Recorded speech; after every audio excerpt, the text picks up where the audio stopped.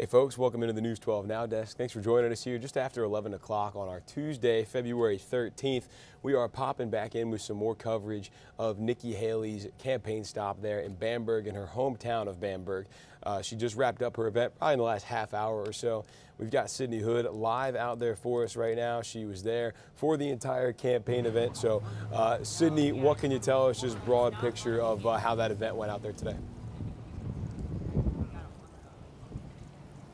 Definitely was a hometown feel for Nikki Haley. She got a welcome right off the bat from Mayor Foster, and right off the bat they were like, "Nikki, welcome home." That was how they greeted her here. Definitely it was a warm welcome. Right underneath this little shaded area right here was filled with people wearing their signs for Nikki. They were wearing buttons for Nikki Haley. Like, they gave her the hometown welcome back to Bamberg feel. And after talking with some voters, that really is the biggest thing for them. Is, you know, they've got almost, it's like one of them is here running, so that makes them almost feel like their voice is louder to her. She hears it more. So that was really kind of how we got things started off here. And then she spoke for about 15 or so minutes, starting off talking about her accomplishments as governor of South Carolina, and then going into her stances on immigration, education, term limits in Washington, kind of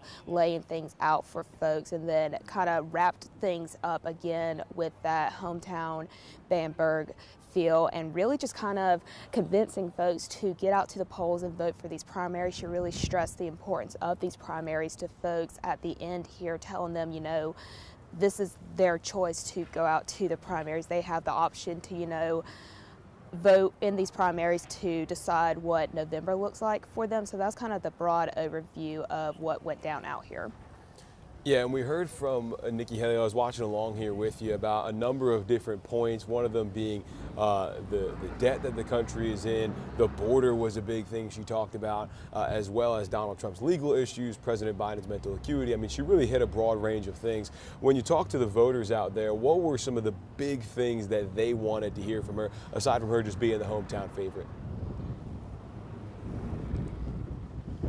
Really the big thing that I heard from folks is that they believe that Nikki Haley has the power to bring the country back together. That was the biggest thing. I just spoke with two voters before coming and speaking to you, Nick, and they were like, you know, we need someone to save our country. That was word for word what I heard from one voter, and they believe that Nikki Haley is the person to do that. And the reason that they're so confident in her is they were telling me that, you know, she is a woman, and they're very confident in her leadership as a woman to bring out, or to, you know, beat out all the fellas, is what they were telling me, and to really just bring the country together. So that was really the big thing for folks, is, you know, not so much the policies, it's the bringing folks back together and building our country back to one country. That was really kind of what folks were telling me, and that they believe that Nikki Haley is the person to do that.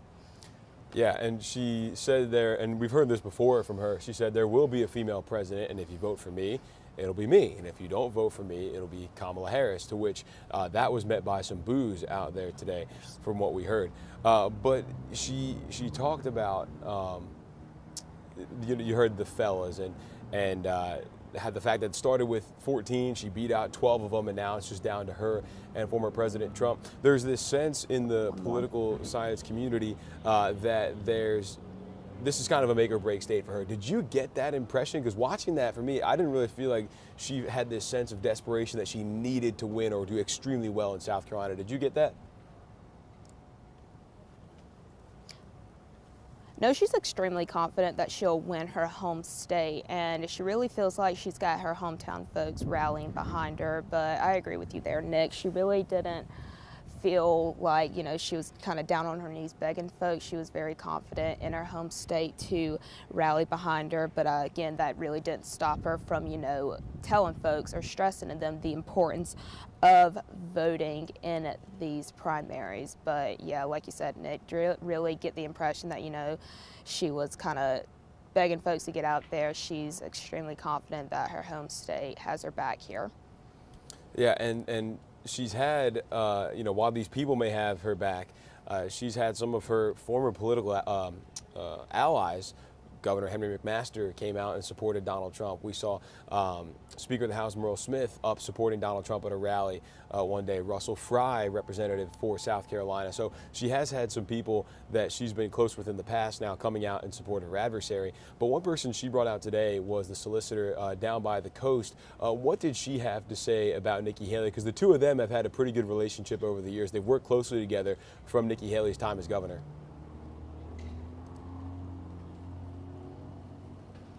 Yeah, the solicitor, she was really confident in Nikki Haley's ability to bring law and order back into the cities. That was the main thing that she stressed on. She gave a little anecdotal stories about how Nikki Haley has helped her during her time as a prosecutor. They were going back to the shooting in Charleston more than 10 years ago at the church, and how Nikki Haley really brought them back together back then. But that was kind of really the main points that she was getting across, is how, Nikki Haley will bring law and order back into these cities, and, stressing that she is the person to do that.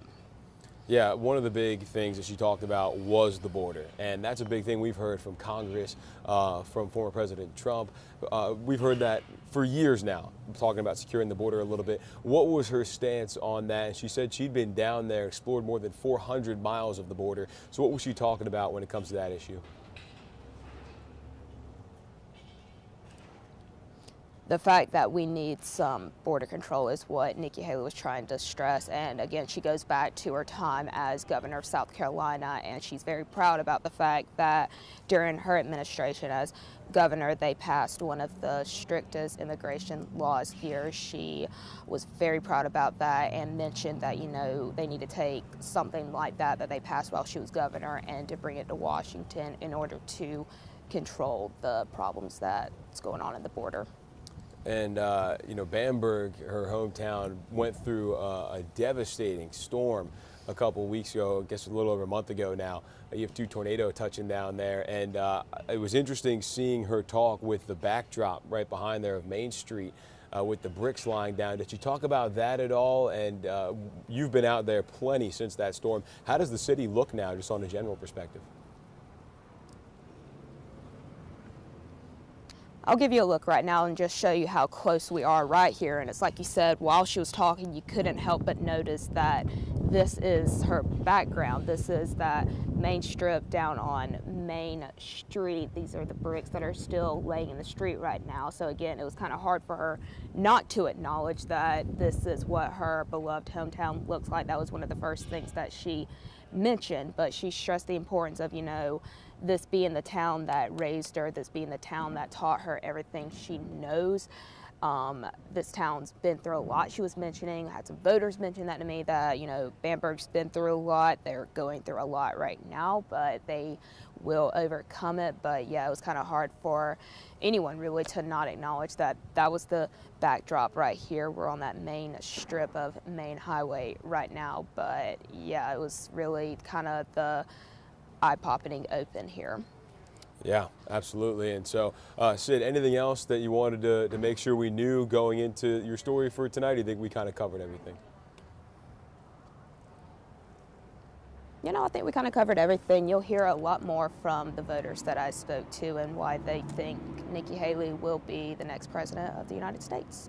All right, she was the first female governor of South Carolina, now looking to become the first female president of the United States. Sydney Hood live out there in Bamberg for us this morning. Sydney, thanks. All righty, folks, and we appreciate you tuning in as well. We are going to go ahead and wrap things up here this morning. We got the midday newscast coming up at the top of the hour, and then again, plenty more from Sydney coming up later on this evening. So thanks for tuning in, and yeah,